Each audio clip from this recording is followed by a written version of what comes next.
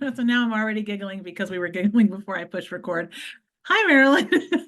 So it is the last video in a series of videos that I've been doing for interviews I've been doing for International Women's Day.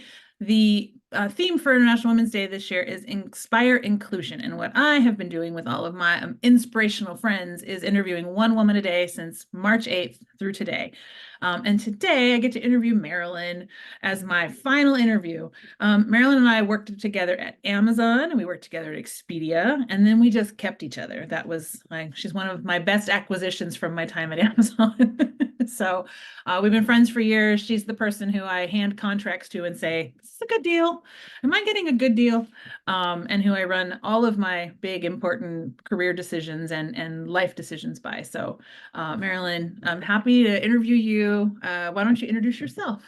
Oh my gosh, I am so happy to be here, Leah. And everything you said about me is equally as true for you. And you've been one of my closest female friends, especially that I have a work connection with in my life. Hi everybody, my name is Marilyn. I am just so honored to be here talking to you. I have like I'm having imposter syndrome right now. I've spent my career working on technology with amazing people and building things that change people's lives, and I continue to do that. So that's it. That's all I got, Leah. No, I love it. I love it. Well, and one of the reasons I saved this interview for last is because Marilyn and I have worked together, been friends, been each other's sponsors and supporters. And so I wanted to talk about this idea of how we're set up to compete. And as women, how we're sort of set up in an environment to view the world as scarce. There's only going to be one option. And we have to fight for it. And we've been in that situation together, and decided like, man, let's not do that. That's a bad idea. So I want to talk a little bit about that. I wonder if you have sort of a first thought as we talk about I that mean, topic. that's such a good, I think that actually sort of like frames the moment we started to become friends, because when we first met each other, we were set up to compete. And our roles were not clearly defined. There was not clear boundaries between us, and they were just sort of like figure it out, fight it out. And because we were in such a competitive place, you snap into compete mode. And there was a period of time where we weren't very good friends at all. Oh Uh, no. uh, and fortunately for the world, we're friends now because we get way more done together. Uh, Yeah. Yeah. but it's the worst. And I love our conscious, like our conscious moment where we were just like, we're not doing that. Mm. And as a matter of fact, like I'm helping you. And you committed to help me, and we had our friends at the Oval. Yeah. And in that moment, I felt like we became a more inclusive and powerful group. And most of the women from that Oval have gone on to truly remarkable careers. Yeah. Yeah. 100%. And I think there were so, to your point, we were in this position where it was like everything was competitive. We were trying to deliver a product together. The lines weren't clear. There were quite a few women on that team. So instead of us feeling like, hey, let's get this shit done together, we were sort of pitted against each other, kind of with the idea that there was going to be one promotion and Yeah. none of us got it. Yeah. And so if we had stayed cutthroat instead of standing back and being like, wait, let's not do this. Like, it's not good for the customer. It's not good for us. Let's not do it. I think it would have been a totally different outcome for us personally as Yeah. well as professionally, right? Because I do think there was just such a, and I think a lot of companies do it, and I don't think they even do it intentionally. It's No. just cultural that there's only going to be one woman in that group of 8 people where there's 7 men. Yeah. Right. Yeah. Yeah. And we do think of it as like, inclusion in some instances, and particularly in tech. um, there are not very many females. So when they think diversity, instead of thinking like 7 women and one guy, that's diverse, you think 7 guys and 1 woman. And so um, yeah, I think that's the mindset we've got to really shift. And that was sort of like, that's the thing that when I talk about it to other groups of women, like, how do you pull up as you climb? Like, don't think about this as a competition. Think about this as, I mean, I think that's a one superpower that I've seen women exhibit more often, is that we can be very inclusive. We're sort of like brought up to like bring, like, help everybody else, but like, can we do that in a career setting as well? And I think that's super powerful. Yeah, 100%. I mean, I think about, for me, it's been so important. I remember you coming and talking to the women at my company when I was at Tour Lane. And they afterwards were like, how did you guys have that friendship? Because we were like riffing off of each other and talking about tech and talking about how things work and what it's like to be a woman and da. And I was like, through hard work Yeah. and with like intention, like Yeah. saying, hey, I'm here, talk to me about what you're going through, and being really intentional about it. And just deciding that it was also, we could also have some fun. Like, Yeah. what the hell, you know? Exactly right. Oh Yeah. my gosh, it's so funny because I've got this note to myself on my whiteboard right over there on my wall, and it's got a big heart and it says, remember, this is supposed to be fun. Right. Yes. Yeah. Yeah, totally. And just realizing that like it was way more fun in our time at Amazon and Expedia. And then since to have some laughs and make the team laugh than it was to be like, everyone get to work. Like Exactly right. No that's one not, needs that. I mean, no, they do sometimes need a bit of a growl, but like, sure. we're humans and we get more done when we're happy. Do you Yeah. remember the first time we decided to trust each other and talk about money? Yes. Yes. That was a big, Life changing. Yeah. Yeah. so I think that just like those sorts of conversations, your word that you used, I think, was intentional. We built this friendship intentionally. Yeah. And there were moments when we were like, I'm looking at this job, but here is my contract. Here Yeah. is what I'm going through with this other person. And those very vulnerable moments where someone could use that against you. Yeah. And we chose to walk through that. And I think that it has just made this relationship like Yeah. so much better. Yeah. And I've heard women say, like, I don't have anyone to discuss my comp with. I don't have anyone to talk about numbers with. Men have each other and have just a broader network. They can go to people, men that are older, they can go to men that are younger. They have just a broader network in general. And Yeah. then women, the scarcity says, well, I can't tell her what I make because what if I'm horrified by what I make? What if I Yeah. make ridiculous money? And I remember sitting in your kitchen and being like, listen, I need to talk to you about what Klarna's offering me, right? Yeah. And that was such a like, here's my paperwork. Let's talk about what I should be asking for. Yeah. And like, it's funny because we have also done this now with some of our peers. Like, Yeah. if you're willing to tell us, then we're going to go back and be like, yeah, that's a good package. Or, hey, what if you added this as a writer? What if you asked for this? And I think this notion that this is scarce. Hi, Malcolm. This is scarce, and I can't tell anybody because I have to be secret. It actually harms us. Yeah. Yeah. 100%. And I think there is not that stigma with men. I think, and they're maybe a little nervous over a certain dollar amount because they don't want people to ask them for money. But they're much more likely to talk about this with their peers, and ask for advice and negotiation. I don't think we are. And I think it's a fundamental flaw. Yeah, I do too. Even as a hiring manager, there have been times when especially certainly when I was in Berlin and at Klarna and Tour Lane, where I would be interviewing people because I interviewed thousands of people over the course of 6 years, right? And I would be interviewing a woman and say, okay, interview over. I need to tell you something. Yeah. Like, I'm gonna take my interview hat off. You are not asking for enough money. Like, if I couldn't even with good conscience pay you what you just asked me for. I would bring you in somewhere in here. And they would just be stunned because I was the hiring manager. Yeah. And rather than take advantage of the situation, I was like, if whether I give you a job or not, you are not selling yourself right. Yeah.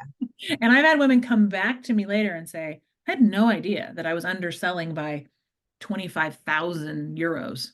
Yeah. Like, yeah, it's crazy what you're asking, what you're offering yourself up for is crazy. Don't do it. And how you talk about your skills and how your resume is like worded. Like, I feel like this notion that we cannot have a real conversation with each other. It's just this, we're creating a mountain that we have to climb alone when there's someone that's like, oh, here's two stairs over here. Right. Uh, Right. Right. And I think for you and I, what's been really fun and interesting is we have similar skill sets and we've done some of the same kinds of things. And actually we probably also switched, like I was a Yep. platform person and you were more front end, and then we went kind of wonky and switched, and we've both done a lot of those things. And but our careers have been really different in a lot of ways too. And yet I've never felt like, well, if I tell Marilyn that at my little startup I'm going to make X and she makes this at this big company, it was never about that.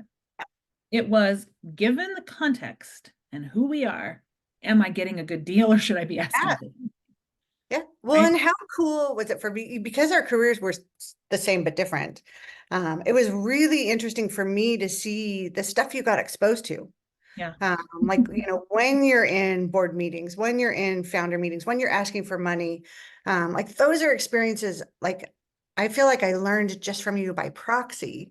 Sure. And it was so cool for me to like see all of these amazing skills you built. The other thing I think that's funny, and now we're just going to ramble because this interview is completely off the rails.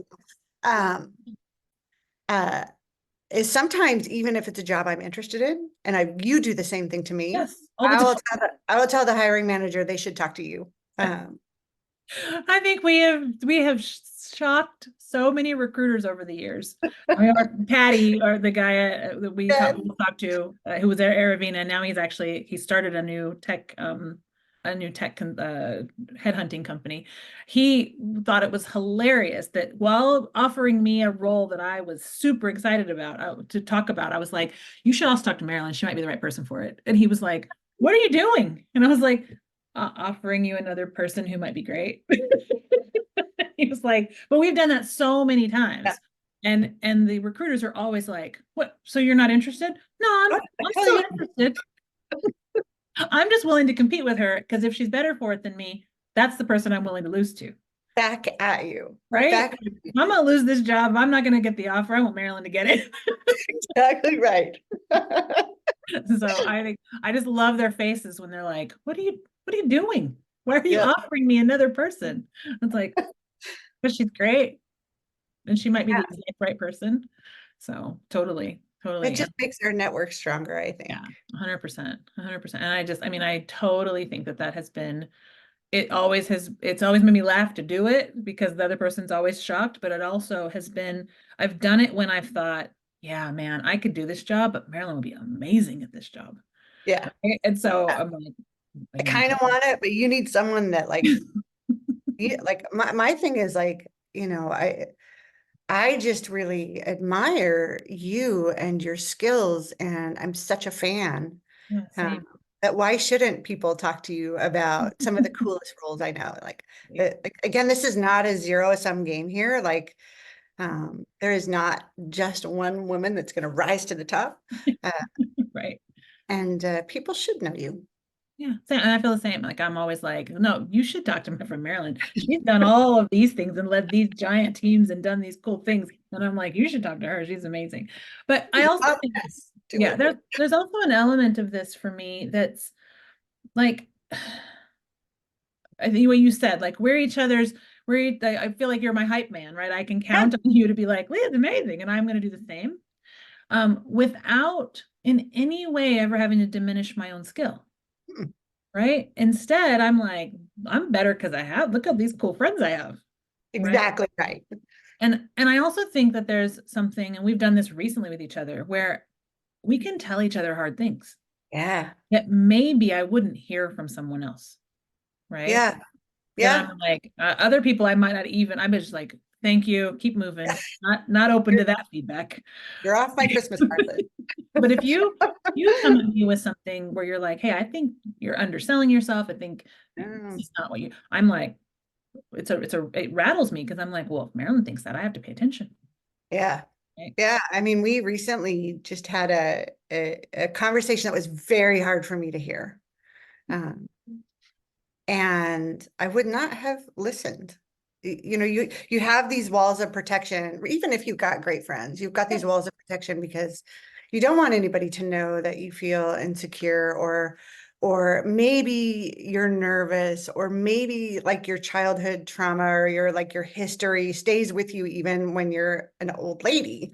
Um, Yeah. and to have someone show you who you are from the outside, good and bad, uh, really impactful. So thank you for being that for me. Me too. Same. I mean, same. I think it's like somebody who will, because I think the trick here among women who care about one another and who are each other's advocates is that it is always well-intentioned. I would Yes. never hurt you, Mm-mm. right? Like that is not ever what I would come in with. If something I say might hurt or sting, Yep. but it's never meant to hurt, right? Yeah. And so I think that's the thing that we want as women, that I want that network. I want those Yeah. people, right? There's this guy named Keith Ferrazzi, who I did some work with at MasterCard, and he's like super famous, but he gave me this phrase, um, uh, um, because I love you and because your success is our success.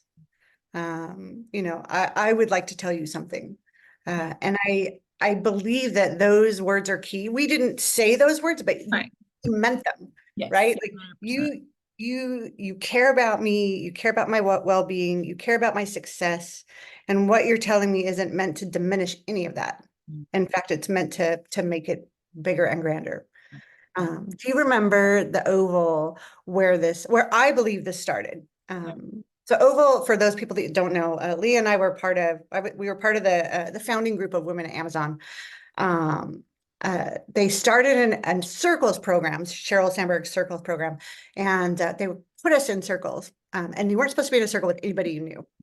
And you and I ended up in the same circle and had the same allergic reaction to the lady that was leading it. Yeah. She was she told us we couldn't like laugh and have fun. Right. B, she told us we couldn't do this outside of the walls. And 3, she said we couldn't drink.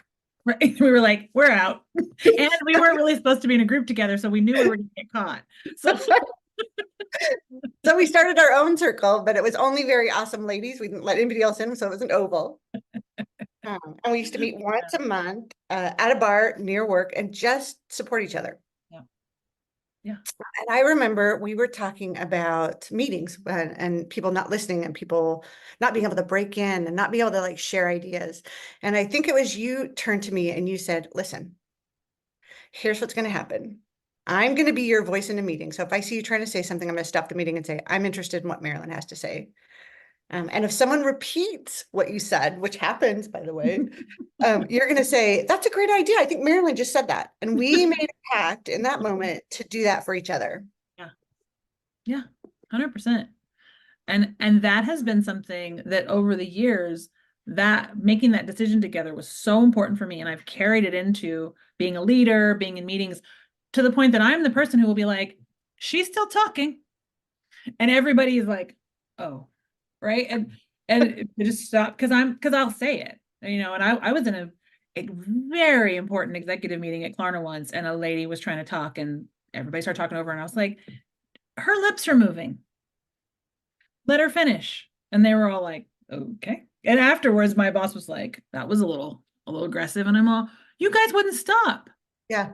You wouldn't let her finish. Like she just needed to finish a sentence.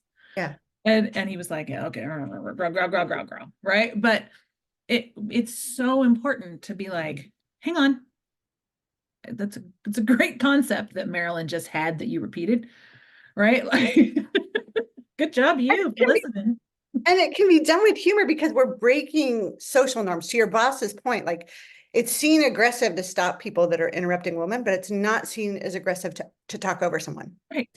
Like right. that is aggression too, right? Exactly. And I mean, I fundamentally believe, for those of you who are watching, putting your hand up and saying, hang on, is one of the toughest things you can do. It's hard to do. Once you've done it 3 or 4 times, it becomes real easy. Yeah. Hang on, hold on, not done. Right. Let me finish. That one gesture causes people, it sort of jars them, and then they can finish listening.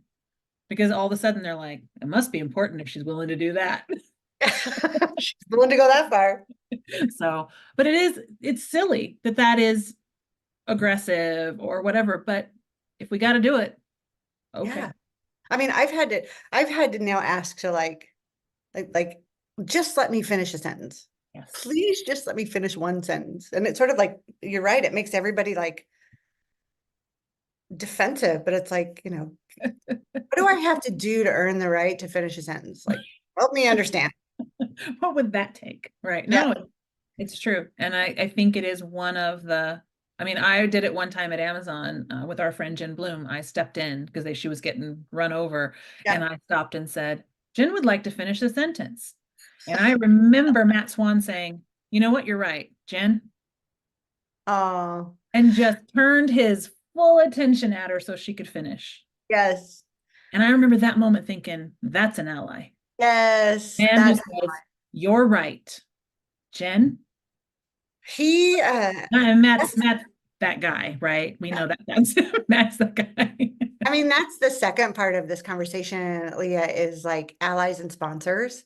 And I know everybody's like, how do I get a sponsor? Like the short answer is I don't freaking know. But if you want to talk about like, it's not just a network of women that help you get there, but I've had like, we've both had some pretty amazing sponsors over the years. Absolutely. Like there are just some people that have made a fundamental difference in my life. You know, Matt, Brad, Gino, there's a list. I can keep Yeah. going. Yep. Uh, Totally. like Totally.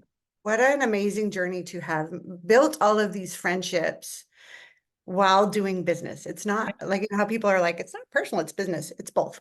It's both because I bring my whole person to Yep. business, right? And but I totally agree. I mean, I think it's also, I would venture a guess that any one of those guys would say they've also grown by watching us work as women and even watching us work together. I mean, I know Gino would say seeing us be friends has helped him think about, how to lead women, Yeah. right? And I think that that's also part of what we're doing here.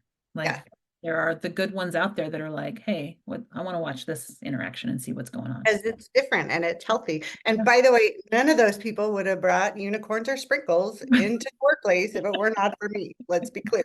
Exactly. No, it's true. Totally There's true. way more glitter in the world because of this. It's true. Usually on my desk on my birthday. Absolutely. Because I know it makes you crazy. Glitter on my desk. Yeah. And then I'll help you clean it up because Yes, exactly. Exactly. So my last question, as much fun as we're having, we could do this for hours, but which we are when we start our own podcast. it's coming. You heard it Coming. here. Yep. This is the intro to the podcast we're going to have. But my last question for you is if you were going to give young Marilyn some advice that might be beneficial to those that are listening now, what would it be? So this is gosh, young Marilyn was so stubborn. She's very much like old Marilyn. You know, there's something to be said about just being brave and being who you are. And it's such a stupid, trite statement. And every time I hear it, I'm like, um, Wow. but you don't have to compete. You're allowed to be friends, have fun. Like again, I'm gonna go back to my like writing on the board. This is supposed to be fun.